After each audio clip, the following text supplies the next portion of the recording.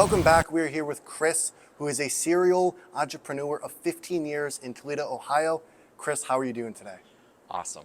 I'm grateful to meet with you Yes. and get this opportunity. Yes, it is so awesome to chat. I'm excited. We've had some really good conversations off camera, so excited to film.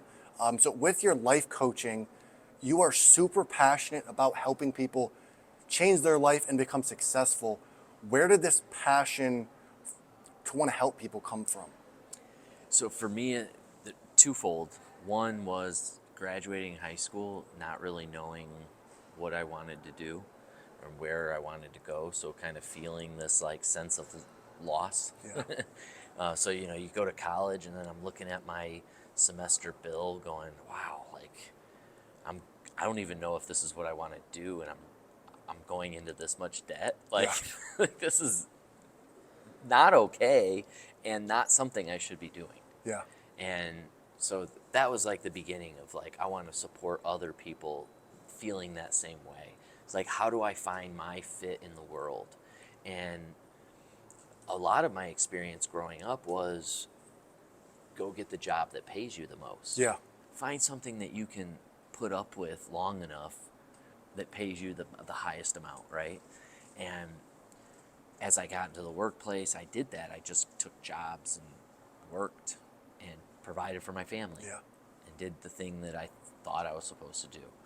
And for me, it was coming home to basically finding out that my wife's filing for divorce and going, oh my gosh, like what have I done with my life?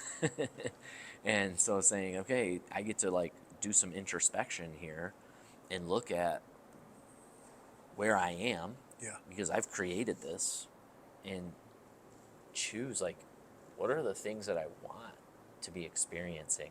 What are the things I want to be doing with my time and with my passion and all this stuff? I loved being a father, but at the time of the divorce, I was working 80 hours a week, never seeing my kids. Yeah. And when I did see them, I was half asleep. So for me, I had gotten really off track from where I really wanted my life to go in that direction. And I got caught up in the doing of life. I was doing life instead of choosing it and being it. And I noticed that so many other people fall into that exact same trap. They're not clear on their vision. They don't know where they're going. So they get caught up in all the doing, and then they find like they are living this life that they never meant to be living. Yeah. And in careers and in relationships that don't really fit them and suit them. And it's so clear when we look at our divorce rate, we look at like the college dropout rate, how many people that graduate college are actually utilizing the degree that they got in the job that they have. There's like all of these indicators that just show us that as a society that we're off track in what we're doing. Yeah. Yeah, and you also talk about the power of living with intention. Why do you think that's so crucial to living a happy life? Because we're choosing what we're creating, and instead of it happening, here's the difference. One is a victim conversation, and another one is one of empowerment. I like that. So if I'm a victim, I am a victim to the circumstances. Life is happening to me. I come out, my car tire's flat. I was late to my thing because my tire was flat, and now I lost my job, and all these circumstances like happened to me. Whereas like when I come at it life with intention and like focus, like I can come out, my tire's flat, great. That's an opportunity for me to find a new possibility of getting to where I need to be at the time that I need to be there, or I step into integrity and I renegotiate that agreement. And when we come from empowerment, we're looking for those possibilities. We're looking for the opportunities to still achieve the goal to the best of our ability. Yeah. Whereas when we're coming from this like victim standpoint of life is happening to me, and like, what was I gonna do? I come out, my tire's flat. I had no options available to me. Yeah.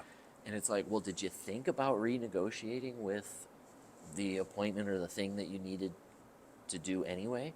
Like, if you called work and said, hey, there's this circumstance, I'm doing XYZ to recover it, and because of that, this is going to be the result. Now you've set Yeah. like expectations, you set yourself up for success, and you're doing what it takes to get over that obstacle. So that's like the empowerment conversation versus that victim conversation. And I think that's a big piece of the intention, is that if we aren't setting intention, we fall victim to circumstance. Yeah, and I think it's super important to show people that you always have an option. Like you always have an option, even when you think you don't. And I think that's super like important for people to realize that they're never truly stuck. And you also have a main focus on overcoming struggle. Why do you think some people embrace the struggle versus others who run away from it? Yeah, I think that, again, oh, great questions. Thank you. I love it. Yeah. Again, that's that victim conversation versus the conversation of empowerment, Yeah. right? It's like, okay, I had this circumstance happen to me. Like, this person stole a bunch of money, for an example. I had somebody steal money from me. This is real. Yeah, This happened. yes. Somebody stole money. I have an option here. I can choose to be in breakdown and be like, this guy stole my money, I need to be vindicated, and spend my time and energy getting vindication, getting my money, doing whatever it takes to get my money back, doing whatever I can to make sure that he pays the price for the wrongdoing that he did. And society would look at me and say, yeah, you're Yes. justified in all of those things. And yes, you should be doing those things. But the reality is, the way that the perception that I take on this is, that guy stole money from me. What was going on with them that he felt that he needed, for one, to steal it, that he didn't feel that he could come to me and ask me. Yeah. Like, so there's something there. The other is like clearly he needed it. Like, otherwise he wouldn't have stole it, right? Like, so I want to empathize with him and find out like where he's at, what's going on in his life that is to the point where he needed to steal that money. And then the next place that I go in my mind is like, well, what do I need to do to replace that money that was stolen? How can I generate that lost revenue? Yeah. You know, so instead of thinking about and putting my time and energy into having him pay for it, right, and like get justice, Yeah. that wasn't so much of my concern. My concern and my perspective shifted to, how can I replace it? What does it look like to do something new to invite that money to come back into my life in a new way? Yeah. As opposed to putting all of that energy into that, chasing him down and getting back what was owed to me. There's just a different way of feeling in those two perspectives, and they're both totally valid conversations. It's just a choice. I like how you come from, not only you start with empathy and then you go to, okay, what can I do to move my life forward? And I think that's really important. Instead of moving into the negative energy, you say, okay, if I move with pure intentions, I know I'm good, so let's show him empathy, and then let's direct a direction of how I can improve my life from this scenario. And if there's someone that has went through this or just struggling with life in general, what is one actionable step someone can take today to start changing their life? Be your word. That is being your word is the beginning stages of building your own personal integrity. It's like, think about how often we tell somebody, oh, I'll be there at 5 o'clock, and we show up at 5:05. Yeah. You know, it's like, what would it look like to be your word, to be on time, to follow through with the things that you tell other people that you're going to do? So often do we drop the ball on our word. Yeah. And when we start to be our word, the amount of confidence that begins to build has ripple effects in our lives. So that would be my key thing, is like, just be, work on just being your word. And the more often you can be your word, you'll start seeing that ripple in other areas. I like that, because that not only builds trust with others, but it builds trust with yourself, because then you start to keep the promises that you make to yourself. And you also have a printing business. Yeah. How did this start? So yeah, coaching. I'm a serial entrepreneur, as we talked about in the beginning, and the apparel the printing is custom apparel and tchotchke things, so Yeah. mugs and all that stuff. But that all came about as I'm consulting with customers how to do their marketing, how to launch their company, how to be a better influence to their employees, how to raise that morale, within the company, Yeah. all of these different elements. And apparel and things to bring pride to the company was one of those things that I continued to counsel on and consult with, is that, one, we want to create raving fans for our brand Yes. and business. How do we do that? Well, it starts with just putting our brand and business right on our shirt every day. And those employees, when they come to work with the branding on the shirt. Like, hit the mic. So you might have a spike there. Oh, that no, needs to get edited. we're good, yeah. I was cut it out.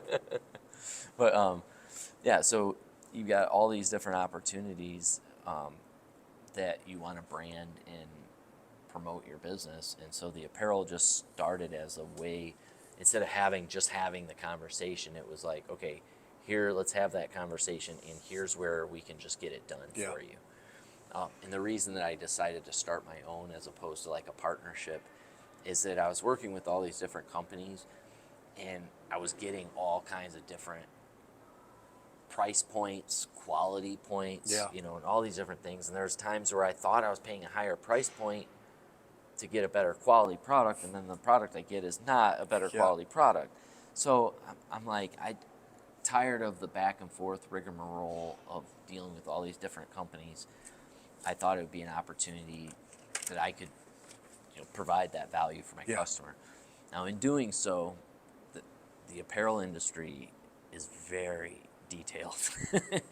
So it took me 2 years to really Wow. understand that industry, to know that I could build a company that was able to provide enough value, and that was the key. Yeah. So, yeah. That's awesome. And you also in the past had a podcast about being a dad. Why did you decide to create that? Yeah, that goes back to the divorce. So when I went through my divorce, I had twin kids, a boy and a girl. They were fraternal twins, not identical, and raised them for 10 years. And I did the best job I knew how to do as a dad. I gave those kids everything that I knew how to give. Now, was I the perfect parent? Was I like flawless in everything that I did? Absolutely not. But when my wife filed for divorce, and she would use the kids as like a weapon, Yeah. and really messed with my mental health, and calling me a bad dad and using the kids as like a weapon and leverage in the divorce. And I just was in this really low point in my life, and I knew that parenting was important to me, and that I loved being a dad, and that I loved how I showed up for them. And I just had her constantly in my ear telling me these other things. And so the podcast became my therapy, as this isn't the truth about me. This is the truth about me. Okay, I like that. And so the podcast, Kick-Ass Dad. I'm not this piece of shit dad, if language is okay. Yeah, oh, hell No, yeah. But I am a kick-ass dad. And I'm a kick-ass dad because of these things, right? All these different things. And I'm going to interview other dads that are kick-ass dads, because we aren't perfect dads, and that we ended up writing an ebook. I'm not a perfect parent. But it was like, what do I do to continue to elevate myself as a parent? And then we came up with this concept of oxygen mask, is that I can't be the best parent that I can be until I'm taking care of me. So Same thing on the airplane. They tell you to put the oxygen mask on yourself before you help your kids, because if you pass out, what good and value are you to your children? Yeah. And the same thing is if we're going, and this goes back to the career stuff that we were talking about. If you're working a job that you hate, that takes, like me working 80 hours a week, I have no connection with my kids, I'm just not there. That's the problem that we're running into society, is that we've gone down this path of disconnection in doing. And this is just, the podcast was just another way to say, look, parents, dads, you matter. Yeah. This divorce sucks because it's rampant in the United States. And you matter enough to your kids that it's imperative that you show up. It's imperative that you fight for that custody. And I can't tell you, I know several, at least a dozen dads that I had one-on-one conversations with, that they had high-paying jobs, that they were at that point where they were just going to give up custody of their kids, pay that check every month, and see their kids once a month. Once a month on a weekend. Dozens of dads that were in that place listen to the podcast and go, oh, yeah, I have dad issues. That person I know has issues with their dad. Yeah. Because their dad wasn't around. They were working all the time. They were doing all these things. Oh my gosh. And then they realize they're perpetuating the same cycle. Yeah. And it's that same internal dialogue that the job is the important piece.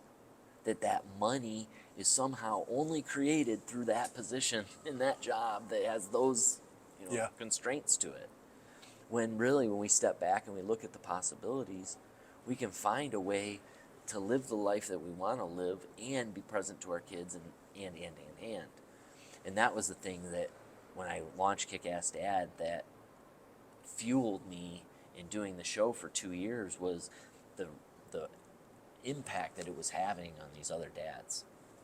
And the only reason that I stopped the podcast is because we did a podcast mastermind where we were teaching other people how to launch their podcast.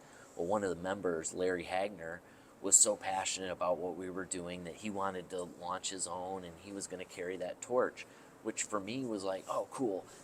I'm kind of through this, stage in my life, Yeah. and I want to kind of explore some new things. So I was able to give that audience over to somebody that was still in that passion and still in that parenting realm. And then I got into consulting. And then that's where, I stepped out of, being a producer of the show or a personality, stepped back more into production and digital marketing in general. And you said that you started the podcast even though you knew that you weren't perfect. And I feel like a lot of people, just in content creation in general, can relate to that. A lot of people think you have to be perfect to post a video. You have to be perfect when you show up on camera. If you had someone come to you and say, I'm not ready, or I don't think I'm ready, but I really want to start posting content, what would you say to them? Start doing it. Just record. Because you're absolutely right. Consistency pays off way more than quality. Yes. All day. If you show up every day, you know this from what you've been posting. Look at how your page has grown, So it's like and here's the thing, like people give up after a month, after 2 months. Think how many, now when I started podcasting, that was 13 years ago, okay? No, not 13, it was in 2013, not 13 years ago, but Almost. 2013, yeah. It wasn't, anyway, it was a while ago. It was over 10 years ago. So I started that in a time when podcasting was small. It was very niche. So for me to be one of the top podcasts, it's like I didn't have much competition. Yeah. But for me to launch today and be in that same category would be phenomenal, And I don't really think that I would stand the chance today that I did back then. So a lot of it has to do with timing, So when we're talking about social media advertising and marketing, it's like pay attention to where people are. Gary Vaynerchuk talks about this. He's like, your attention is your revenue. Or Yeah. I forget how he says it. Do you know how he says it? I don't remember. Yeah, it's something about it. Your attention, though, the amount of attention that you gain is how you grow. Attention is currency. I think he Yeah, says that's that. what it is. Something Attention like is that. currency. Yes. Something like that. That's Yeah. awesome. And yeah, I think it's really important because, especially with me talking to people, they're afraid. They don't want to post that first video, even though they know that they should for their business or just for their personal, like, wants and desires. So I think it's really important for people to know, just start, just put up that camera, just start posting, because you never know who's watching. And people think that they're going to hate your content, but the people that you think are going to hate and make fun of you are the people that actually love it and want you to post more. Yeah, and then are inspired by it. And then a lot of times people are sitting there going, man, I want to do that. I want to do that. Yes. But they're in such fear that they just watch.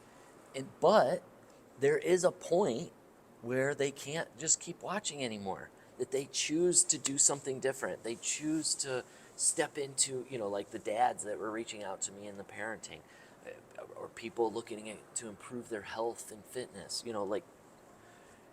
Though if you're doing it consistently enough, you will you will make an impact. Yes. And with everything you are doing, you are consistently striving to be the best version of yourself. Why not just be average? Just be you. Yeah. No, I mean, like, why not just be like the normal Chris? Like, why always try to strive to be better? Why not just sit on the couch, be that divorced dad? Why get up and try to be more? Yeah. Like why? Yeah. Why choose more than? Yes. Than just, the normal 9-to-5 life. Like, why do you decide to strive to be better every day? So that taps into vision, right? So when I think about the impact, the legacy, when I'm gone, what do people say about Chris Eischen? Nothing. Because the reality is, like, I mean, I'm just an average Joe. I'm not a president. I'm not some giant historical figure yet, right? And so, you think, like, what impact am I making, and for how long am I going to be talked about after I'm gone, right? Like, Yeah. Whereas if I make an impact on you and I change the trajectory of your life, you're probably going to talk about me for the rest of your life. Yeah. And then if your family understands the impact that I had on you, there's a good chance that your family is going to talk about me as well. Yes. And even if they're not talking about me directly, they're talking about the impact that my work had. Yeah. And so even though it may not be directly Chris Eischen, it's like the work that I did had those ripple effects, even without my name attached to it anymore. And what I think about is, like, if you think back to the Bible, and I think of like the Garden of Eden and this like perfect world that, according to the Bible, once existed, right? You had Adam and Eve and everything was peaceful. We lived in harmony with the animals and all this stuff. It's like, what would it take to get back to that? Because somewhere in the Bible it says, like, we as humans get to choose whether we have heaven or hell on earth, right? Yeah. So it's like, well, geez, if we have that choice, and I'm not trying to get preachy biblical on it. I'm just saying that that's a statement in that book. Yes. that brought these thoughts to my mind. Is like, well, how do I better mankind? How do we evolve in a way? Because we can evolve in a way that creates hell, or we can evolve a way that creates heaven on earth. And if I think about the ripple effects that I want to leave, I want to leave that heavenly thought process and that heading towards that direction, as opposed to the Armageddon. I like that. And I have 2 more questions. Yeah. If you could have dinner with 2 people, one person from the past and one person from the present, who would it be and why? Well, one, I think Elon Musk for the present. And the reason is I really love what he is doing for humanity. I don't believe that what he's doing is to become the wealthiest man alive. However, that has been like a result of that. So I think it would be really interesting to talk with him and see, like, what his plans are for legacy. And with that, it would be like, I'd be curious to talk to the other wealthiest people in the world, like Microsoft, Bill Gates and Warren Buffett, because I know one of the things that they've declared is when they pass away, that their wealth is going to like end world hunger or something forever. So I'm really curious to see what these people do for the future generations. And what about for the past? And then the past, like I think Leonardo da Vinci would be like a really cool, just because he inventions, his thoughts, he thought so outside the box. And I just think it would be really cool to sit down with him and just learn how he thinks.